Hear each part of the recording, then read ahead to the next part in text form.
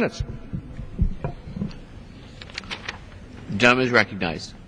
I thank my good friend from California for yielding me the time. Mr. Speaker, I rise to urge my colleagues to support House Resolution 1540, which I introduced to expose a growing crisis on public lands in my Northern California congressional district and across the nation.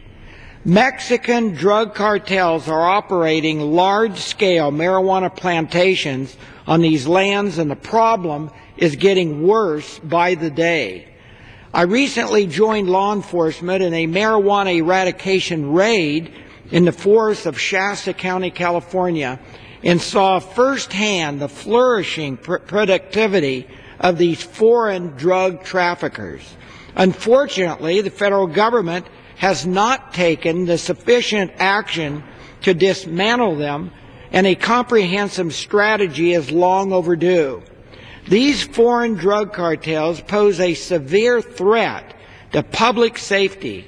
They are heavily armed and have repeatedly fired at law enforcement officers to protect their illegal crops. They endanger the lives of outdoorsmen who too frequently have been confronted by violent criminals while simply trying to enjoy their public lands. They use the drug profits to fund a multitude of violent crimes and provoke the political unrest in Mexico that could threaten our national security. They cause grave and costly damage to our environment, leaving behind tons of trash and dangerous chemicals and costing taxpayers an estimated $11,000 to restore each acre of forest damaged by marijuana cultivation. Mr. Speaker, our national forest should be a safe haven for families and recreation enthusiasts, not Mexican drug cartels. The American people should not have to fear for their safety while on a family camping trip. Taxpayers in our nation should not have to bear the financial burden of the damage caused by drug traffickers. And the United States should never allow foreign cartels to reign free on the sovereign territory of our nation. Let me say emphatically that these drug trafficking organizations must be pursued relentlessly, shut down permanently, and brought to justice unconditionally. House Resolution 1540 spells out the crisis occurring on our public lands and affirms that the federal government must do more to confront this threat.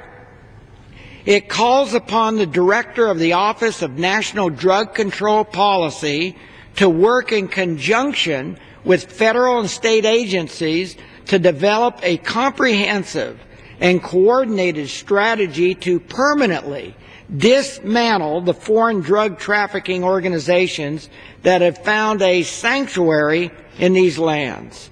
It is an important first step designed to both shine the light on this unacceptable menace and to demand that federal law enforcement agencies take more aggressive, more persistent, and more effective action to shut them down for good. I want to thank Chairman Conyers and Ranking Member Smith for their commitment to addressing this serious threat to public safety and to our national sovereignty, and I urge my colleagues to vote for this resolution. The gentleman yields back.